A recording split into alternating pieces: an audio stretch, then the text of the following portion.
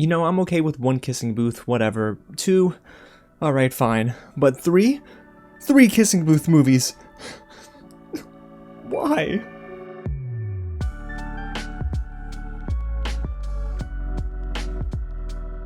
What's going on, you guys? James here with another real review, and today we're diving into the Netflix exclusive rom-com The Kissing Booth 3. Thank you so much to the team over at Netflix for giving me the chance to review this early, but guys, it's been a crazy week, so I'm just dropping my review now. That means the movie is streaming on Netflix, and yes, it's in the top 10. But boy, do we have a lot to talk about. It's directed by Marcello, who directed the first 2 movies, and it stars Joey King, Jacob Elordi, and Courtney. Now, the conclusion to this franchise takes place during the summer before everyone goes off to college. So guess what? Elle is now conflicted. Does she go to Berkeley? Does she go to Harvard? Does she break Lee's heart? Does she break Noah's heart? How do I remember all these names? Now, the film itself has, well, not a lot of redeeming factors, but there's a couple that we can at least pick out. Before we get there, though, if it is your first time here at the channel, welcome to Real James, where we talk about movies and TV like this all the time with a little bit of news in between. So if you don't want to miss out, go ahead and hit the big red button below, subscribe to the channel, tap on that bell, and hit the thumbs up button if you have been a fan of the Kissing Booth franchise. And if you haven't already, go ahead and drop a comment down below. Let me know what you thought of The Kissing Booth 3 when you watch it this weekend. Was it your favorite of the trilogy, and where does this rank for you? Alrighty guys, well, you know what, let's get into what works in The Kissing Booth 3. And what I will say is that Joey King and Courtney continue to be the best thing about this trilogy. Joey King continues to be such a bright spot for this franchise, and I do love the fact that throughout this trilogy she really is carrying the film. At least she tries to, but in the beginning of the movie, I believe it's like the first 30 minutes or so, we get moments between her and Courtney pretty frequently. So I do like the fact that both of them, being the best things about this film, were given a decent amount of screen time together. And yeah, that's about it. Okay, no, I'm kidding. I have one more positive about the film, and this is more so about the formula that the Kissing Booth has developed. If you enjoy Kissing Booth 1 and 2, I think you're going to love this third film, because guys, for me, it's either you love it or you hate it by now. You know what you're expecting, so fans of the first 2 Kissing Booths will probably like the third. There are very predictable tropes here, lots of story turns that you'll probably see coming from a mile away, but again, if you're a fan of the first 2, I think you'll be happy with this movie. The only thing is, guys, and now I'm being serious, those are the only positives I have for this film, because y'all, I gotta be honest with you, I just could not care about The Kissing Booth 3. And it really just starts with pretty much everything about the film, beginning with montages. Why are there so many montages in this movie? I almost forget, guys, were there a lot of montages in The Kissing Booth 2? Because for me, this actually took away from the film and never added anything to the movie. In the first act, we get a lot of montages between Lee and Elle, and they both go on this bucket list adventure together, and that's kind of the subplot of the film when it didn't need to be, and it takes up way too much screen time,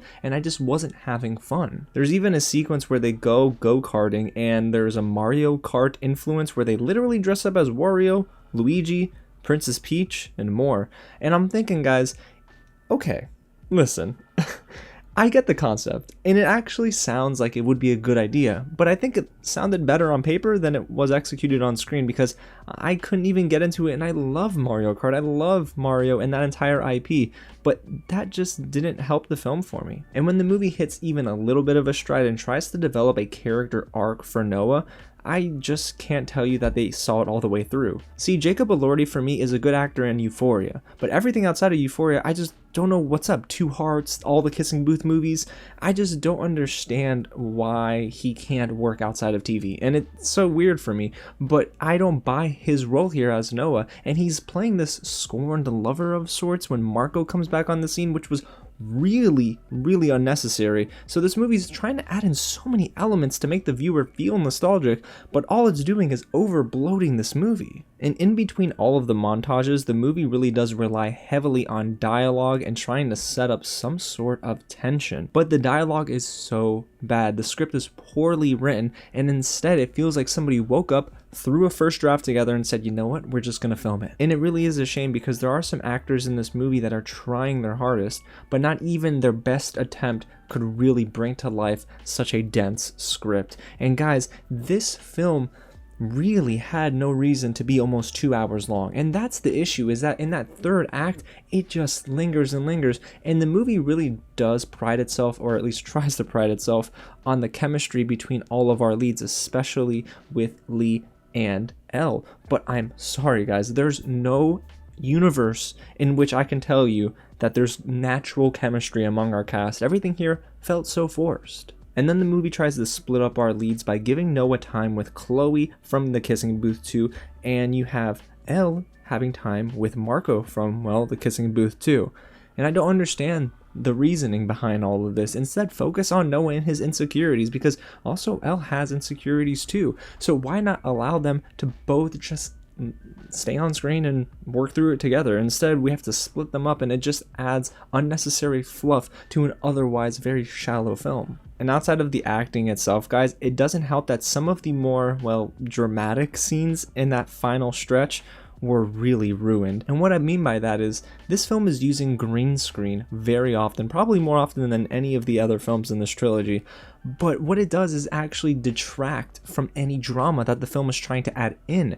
Instead, it makes me focus on the background and thinking, why are we doing this? Why not shoot on location? Okay, maybe there were some issues with the pandemic, but I think that they filmed this right after The Kissing Booth 2, so it shouldn't have been that hard to film on location. Instead, we get green screens that are just so noticeable. It is a sore thumb for this film, and it really made me scratch my head. And guys, listen, I'm not trying to apply logic here that I would apply to another film like The Great Moonlight, but at least have story beats that are somewhat convincing, because I have seen rom-coms that work very well. But it's almost like this movie looks at everything that came before it and thought, you know what, let's just be bad to be bad. There's a lack of vision by the director, the script is very lazy, and then you have actors here that just feel like they're spewing lines, and it's very unconvincing. There's nothing redeeming about The Kissing Booth 3. So guys, I don't want to have to spend more time on this than I already have, but what I will say is that this is not only the worst of the 3 movies, but this is my new worst movie of 2021. The Kissing Booth trilogy is trying to capitalize on that Netflix rom-com formula, but it can't even do that halfway well. And then you get to the end of the film, guys, and then you think, okay, was this supposed to be nostalgic? Because the movie is trying to create a bit of nostalgia, I'm guessing, for fans of this trilogy. So if you're a diehard fan, if you really love Noah and Elle, even though I think their relationship is... it's interesting, because the thing, gosh, I don't even want to get into that, but I do think that if you love this franchise, you're going to look at this film and think, oh man, that was so satisfying. But if you're not invested in this at all, if you don't care for these films, let's say you saw the first film and you thought it was really bad, there is no reason for you to watch The Kissing Booth 3. And again, guys, by now I knew what to expect, but man, it was worse than I expected. I almost never want to see a montage ever again in a movie, because boy, did they overuse them here, and the soundtrack was bad, and there's just so much to not like about The Kissing Booth 3. So if I had to rate it out of 5, oh boy, I'll give it like a half star out of 5, because you can do that on Letterboxd. So there you have it, guys. That's my real review of The Kissing Booth 3, again streaming right now on Netflix. But I need to know what you think of the film when you see it, so go ahead and sound off down below. And even if you're not going to watch it, let me know, have you seen the other 2? And does this review make you want to watch the 3rd? It probably doesn't. But hey, again, thank you for tuning in, sticking with us, and go ahead and hit the big red button below, because we got some more positive reviews coming, alright guys? I promise. I am not negative on this channel all the time like this, but The Kissing Booth, it does something to me. Alrighty, y'all. Again, thanks so much for watching, and I'll catch you at the next screening.